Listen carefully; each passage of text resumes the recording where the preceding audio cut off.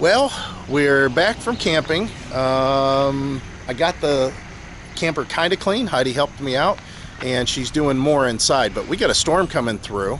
It's been in the 70s. We've gotten really warm temperature, and we shouldn't. It should be like highs, average 62 degrees. But we've got a storm front that's coming in. You can kind of see behind us, and that's bringing in some cold weather for a couple of days. So I got the RV clean. What have you been up to? I've been riding on a daydream. It's funny how when you see stuff that's dirty, you don't realize how dirty it is until you clean it. Now, we didn't do this perfect. We just scrubbed off the leaf stains more than anything else, and you can still see there's a leaf outline. Here's a leaf outline, and there's a bunch on the awning. We did what we could. We didn't want to strip off the paint, though.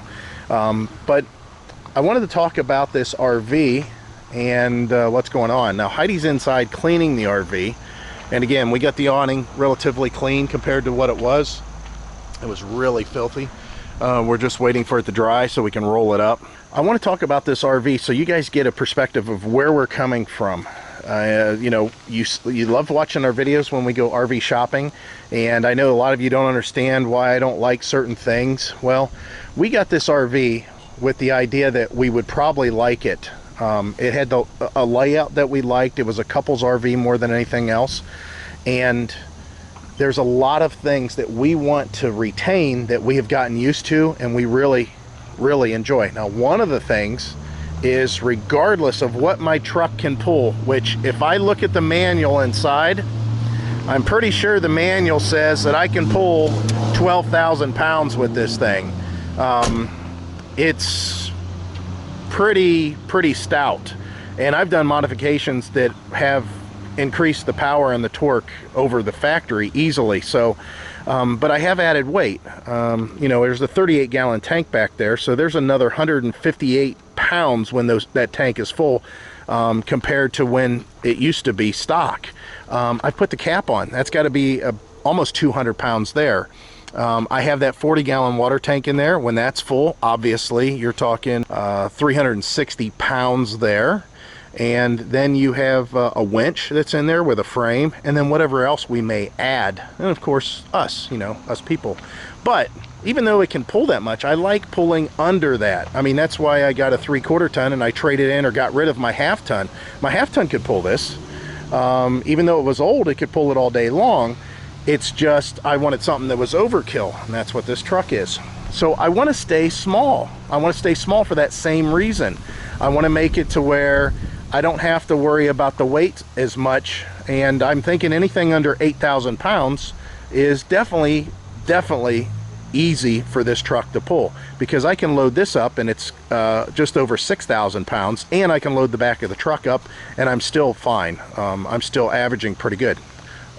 As a note, we took a trip with the truck on the turnpike. We left from here, we traveled up State Route 14 to Route 44 to the turnpike. I know a lot of you guys don't know where this is, but people in Ohio may. And then we took the turnpike all the way past Toledo out to the Wauseon area. I did roughly on the turnpike, other than in the construction zones that were 55 miles an hour, I did about 63 miles an hour because I stayed with traffic. And then during the open road part of it, where it's 70 miles an hour, I did 72 miles an hour for almost the entire trip, and very little traffic. This truck averaged 15 miles to the gallon empty. That's because of all the modifications that I've done to it. I've done a ton of stuff to make this truck operate like that. I was just at about 2,200 RPM, so the factory tach said, and I set the cruise control and just let it do its thing. Even with the 410 gears, it did fine. I mean, they're kind of tall tires. So as far as pulling this RV, when it's fully loaded and the back of the truck's fully loaded with everything, depending on the terrain, I'm anywhere from 7 miles to the gallon through a lot of mountainous areas or a lot of hills through North Carolina and West Virginia, up to 12 miles to the gallon whenever I'm on the flat road traveling like across Florida, from like Vero Beach over to the Fort Myers area. There's just flat and nothing. I got 12 miles to the gallon pulling this RV at speed, which was about 62 miles an hour. maybe down to 57, in that range. So the idea of us having a lightweight RV is always been enticing. Okay, so what else do we like about it? The double doors. I know a lot of people don't like the double doors. Well, there's a lot of things that come into play with the double doors, and let me kind of backtrack a little bit. The other thing we like, other than it being lightweight, we like that it's short. The box is 22 foot long on this thing. 22 foot is very easy to maneuver. I mean, with the tongue, you know, it's up closer to probably 25, but man, that is so easy to maneuver, it's ridiculous. It's also short. It doesn't stand up very tall. So when I'm traveling with the pitch of that cap in the truck kind of acts as a wedge to get a lot of the air turbulence up and over the RV. So I don't have a lot of frontal area that's being pushed on with the air. So there's not a ton of air drag because of the height of the trailer not being very tall. With that said, we could definitely go a little taller, we can definitely go a little longer, and we can definitely do heavier. So I'm looking at trailers that are roughly 2,000 pounds heavier when loaded, and I always looked at the loaded rates. Somebody mentioned that, and I understand I made the mistake of saying this trailer weighs 7,400 pounds or 7,700 pounds or 8,000 pounds. You're right, that is what the trailer weighs, you know, fully loaded with everything that it can carry. That's its full capacity. I want to know that number. I don't want to know, you know, what the low end is, because I plan on carrying it loaded. I mean, who's going to be pulling around an RV that is empty? I mean, you're going to have your clothes in it, you're going to have your foods in there, you're going to have your paraphernalia in there, you're going to maybe have fresh water in there, you're maybe going to have gray water in there or black water in there. So I want to know the heavy weight. That's why I always read that weight on the tags when we go shopping. Again, she's got the carbon monoxide detector set off. Good thing that it works. It's original to the RV, so I'm glad that it works. By the way, all that is Lysol that sets that off.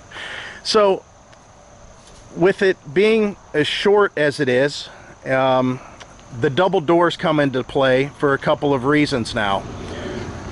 Shorter RVs are harder to level when the ground is really unlevel. So if you're on a site that has a pitch that's really steep, you can only lower or raise the tongue so far before your back bumper's touching the ground or the tongue is bottomed out to where the jack is all the way up, but that's all the further down it'll go. So a lot of times you have to put blocks underneath the tires to raise it up and then lower it down. We have run into situations that we have leveled out our RV and either the steps can't even come out because we're too close to the ground, or the exact opposite, the steps are so high in the air that we can't even step off of it, or we've backed into an area that it's not feasible. Maybe it's a muddy site and it's really muddy, let's say right where the door is. Well, we have this door. For all those reasons, we have two doors we can choose from.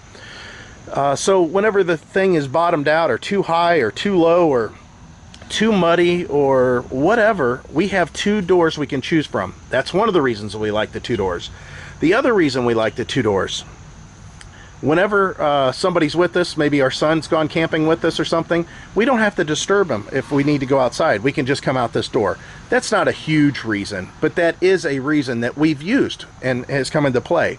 The other reason that we like the double doors is because of loading up. I can open this door and just set all kinds of stuff inside the RV and not have to walk through the entire RV, and as Heidi's sweeping out all of our mess, you know, from doing just that, walking back and forth.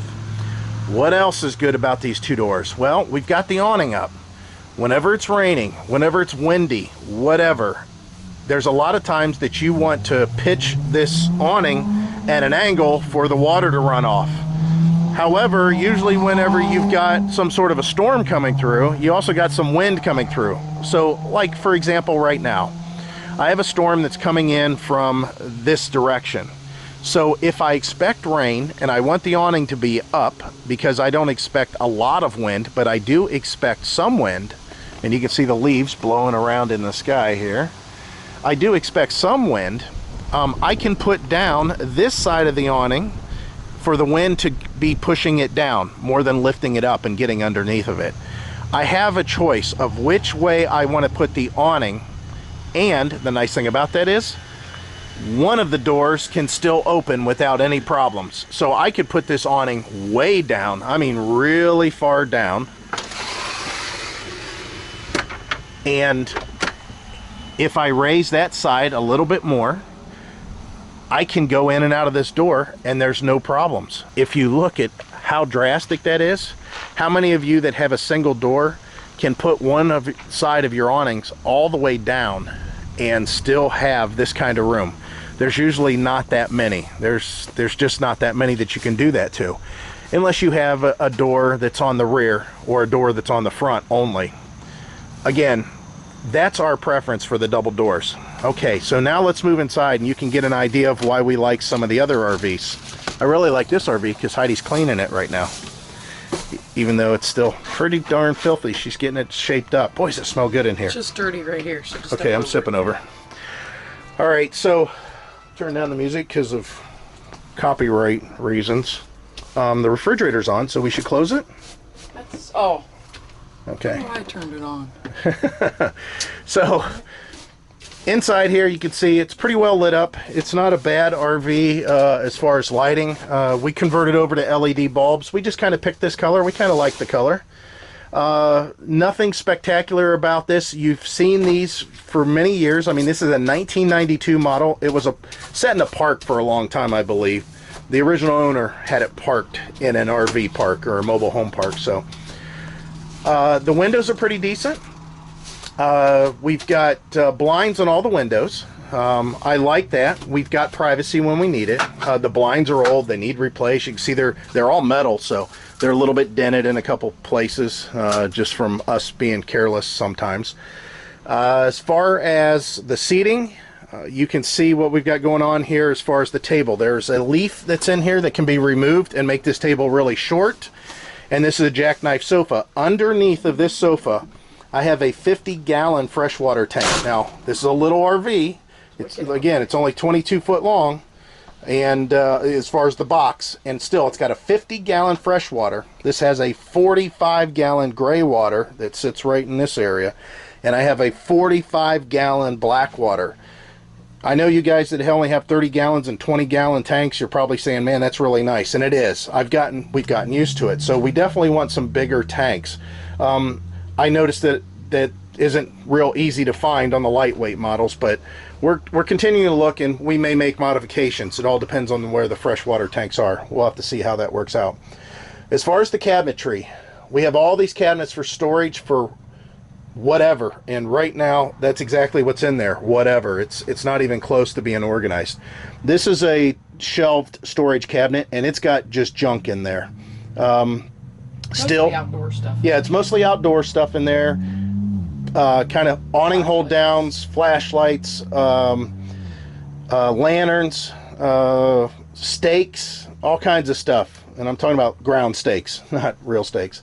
As far as the comfort of this couch, it's old, but it's comfortable. I can sit on it for a long time. And again, this is a living area. I mean, this is kind of a place that we can relax. And I've fallen asleep out here editing videos before. I've propped up the pillows up in the corner, and I've just put my head down while I'm letting the video produce. And then once it's done, you know, I wake up, I start the upload, and then I go to bed.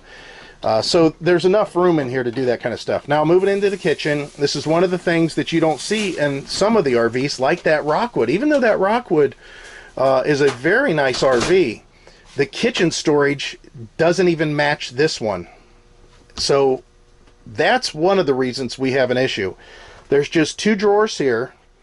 We have all this cabinet here, you can see here, and it goes all the way back, obviously. Then we have this cabinet up here, which, of course, obviously can handle all kinds of stuff. Then we have this entire pantry, which goes this entire depth. There's a little fly in here we'll have to get hold of. I don't know how you can see how deep that is in there with this lighting, but yeah, this pantry is rather large. Then you have the storage that's underneath. Again, this is all in that little 22-foot box.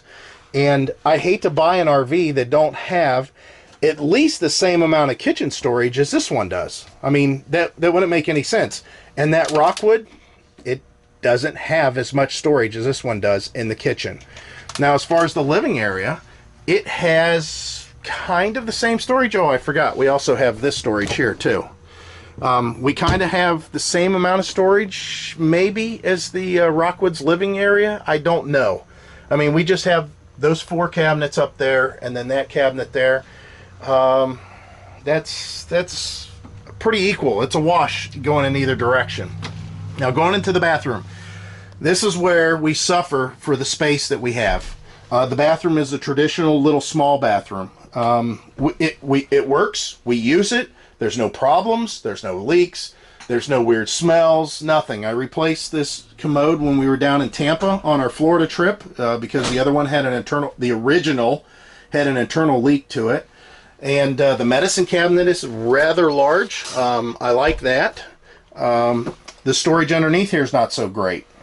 We have very little that we put in there that we actually access all the time. It's just mainly some chemicals for the toilet, some first aid compresses, some wasp cleaner, and then the wand that we use to clean the toilet. And then, of course, we have this little drawer here, too, which isn't much of anything. So, hanging towels on the door, 3, and then hanging towels here, and then we added some hooks inside for our washcloths, and an Oxygenix head. So, the bathroom needs to be bigger, and that's not going to be hard to do. This is one of the smallest bathrooms you possibly can have, unless you get a wet bath in a van or something. But this is the smallest complete bathroom you can really get in any RV. So we need a little bit bigger bathroom. That's not going to be hard to beat. This is going to be hard to beat, or something that can be matched. This is an RV Queen that's in here, and I know this is a little bit messy because I was in here screwing around earlier. The TV's up here. That shelf can go away. That's a sign of the times. That's a 92 feature for an old console TV. We can definitely hang a flat screen up there, which we haven't. We did add this storage container just for our laundry, as far as our towels and our washcloths. That makes it to where you can't walk around the bed any longer. However, we don't necessarily need that storage if we got a little bit more organized with our storage back here. Let me show you what I'm talking about. You have this large wardrobe, and you can see all the hanging area there. You have this area up here, and this is deep. I mean, this is over 2 foot deep. And then, of course, the length to where you actually have room down here. And then there's another cubby down here that we've got stuff. Going back to the kitchen for a second, we have a cubby here too, which we have stuff in. So there's quite a bit of storage right here. And there's some RVs that we looked at, this is all that they offered for basically the living area. We still have more. We have storage that's underneath on this side. Now on Heidi's side, on the other side, she don't have the cubby. It's a water tank access. But then we have this closet. Now this is why we complain about the infant hanging clothes or the toddler clothes in the newer RVs. I mean, these are double XL t-shirts that are hanging in here. I have something up top here for room, and I still have room down below also. Again, I know this is really dark and you probably can't see it too well, but this is the kind of storage that I'm looking for cabinets. Then we've got a cabinet here. There should be a shelf in here, I think. But nonetheless, Heidi and I can store all of our clothes that we need for full-time RVing in these cabinets that we have right here. And we can put our jackets and extra shoes and stuff like that in this cabinet and still have plenty of space. The Rockwood had plenty of storage in the wardrobe area. We liked that a lot. It would match this. The other Catalina that we keep on referring to, which we'll probably go look at, it has pretty decent wardrobe storage also. Now, as far as under bed storage, we got the sweeper out. Obviously, we need to sweep. This bed is heavy because you're accessing all of this. And this is a large area. I don't know how well it's going to come across on camera because there's not good lighting, but this is all storage underneath here, all except for the power station that's right in the corner here up front, and that's it. And we do have quite a bit of stuff in there, and we definitely need to organize it better because it can definitely be done to where we can use that storage even more. So do we need this cabinet? No. That would make this a walk-around bed again. If we just organized this more and put in shelves for our you know, that stuff, for our washcloths and our towels. So again, being a 22-foot box, we're squeezing all this stuff in. Whenever you close this divider, you now have privacy. I mean, this is something that Heidi and I do all the time. Whenever she gets ready to go to work, she pulls this close. It's dark back here because we usually put this Reflectix up in the window, and I don't hear as much. This does have some acoustic dampening properties because it is like a bamboo wood. It's made like a Longaberger basket. This is a basket weave, and it's thick, it's heavy, and it does a really good job. So you can see the separation. We can make sure that our room is as messy as we want it and nobody can see it if we don't want to, just by pulling this door. And you still go into the bathroom is real close. The other nice thing is we take our shoes off by the door. We try to keep all the dirt by the door. So when I get up from bed and I walk into the bathroom, I don't have to worry about stepping in dirt and bringing it back to bed with me. I can go in the bathroom and be done with it. There is some privacy that's offered if you want to open that door and use the bathroom, which I do sometimes. But overall, you can see what we're trying to compete with as far as the RV. And trying to find one that will at least replace what we currently have and have the same features, which we're having a hard time with that. So we don't mind going a little bit taller with the RV. We don't mind that the RV is going to be a little bit longer. We don't mind that the RV is going to be a little bit heavier. We don't mind if there's some storage loss to where it's not in the same location, but we definitely want to have the same amount of storage overall.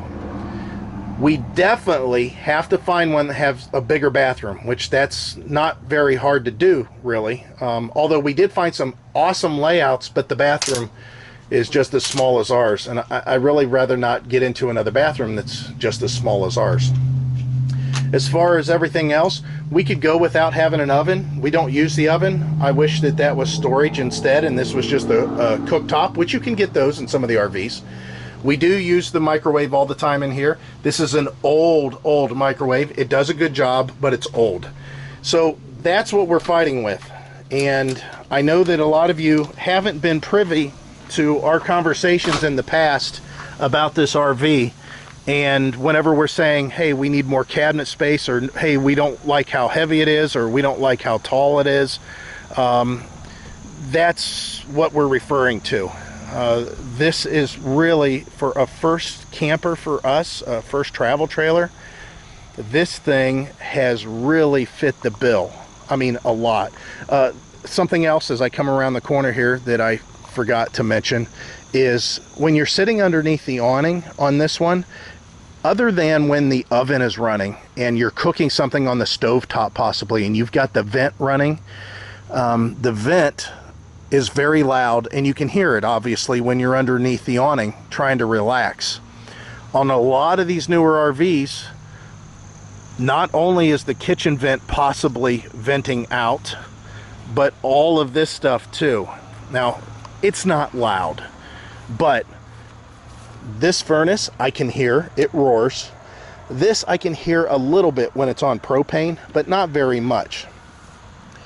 I really would rather not have my lawn chair sitting here and then maybe have that stuff on. Now obviously, if you have the furnace on inside your RV, that means you're probably not going to be sitting outside in the chairs because it means it's cold. The other thing is, now that we've had this RV for as long as we've had it, I've done so much work on it. The storage that's outside storage, I wish we had more. So that's something we're looking at on a new RV. That trunk storage that we have is very good. and it takes up a little bit of the bed underneath, but I wish it was more. I just wish it was more storage. As far as the windows, we've had no problem with the lighting. The windows are sufficient. There could be more, but still not bad. As far as the upgrades that I've done, there's too many to really to even go through. And I'm not even going to try. You know, everything seems to be new. I mean, everything you're looking at, newer tires, the entire roof, new power tongue jack, which is 3,500 pounds, which is way overkill for this, but that's just the way I do things. The dual batteries with the cutoff switch, new regulators. I mean, just everything. There's just a lot of stuff that we added to this that made it, you know, as far as touch wise, ours, and made it to where I feel comfortable towing this anywhere in the country. That's something that we want from a new one. Now, I know a lot of you say, well, don't get a cheap one. Don't get the cheap, you know, the new ones are cheap. They're, you know, you should pay more and get quality. You know, this one back in the day was pretty decent quality, but it wasn't the nicest one that you could buy. This is a wood frame with the pink insulation, including wood trusses with the pink insulation in the roof. And guess what? It works just fine. And the cheap ones that are being offered today are the same thing. Now, they may have different separation as far as the studs in the wall, stuff like that. However, for the most part, I don't mind the metal exteriors. You can see all the little dents and dings and stuff like that. I don't mind any of that. We have it, somebody before we got it, a branch had drug down the side here or had fallen down. I don't mind any of this. If I really wanted to, I could replace this metal panel. You know, I'd have to trim for the window and everything, and I could replace this metal panel. Whenever you have that Azdale, which is really nice, I don't want to be doing body work on it. I don't want to have to, you know, be patching holes and fiberglassing in and repairing stuff like that, even though I can. And don't get me wrong, we may do that. It's just for the money, we just want to see a little bit of an upgrade. And right now, just a little bit longer, a little taller, maybe with a slide, and a little heavier, with a bigger bathroom and the same amount of storage with the same type of separation with the same type of features I just showed you. I think I can deal with that. So we'll bring you along whenever we go look at RVs again, and we're thinking that might be next week at some time. But I just wanted to touch base on this old RV and why we were so happy with it, and what we're looking to replace it with has got to be you know, pretty high standard. So that's going to be it for the RV. Do you have anything to add, woman?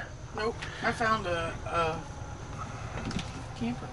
You found a camper for us? This would be perfect. Oh, yeah. I was just looking at the Oh, this should be good. bathroom's in the front. The bathroom's in the front. And this is 31 feet. 31 feet's not bad. Yeah, maybe we can look at that one. 2715 VS. 2715 VS. It is light, and it's got good gray water capacity. Yeah, we'll look at that. Maybe they've got it out there. Bring those in. We'll they're kind of expensive, but we'll look at them, and then you can buy it. Sign the papers, woman. All right, guys. So I'm gonna let Heidi close this out. As always, hope to see you out there. Bye. Bye.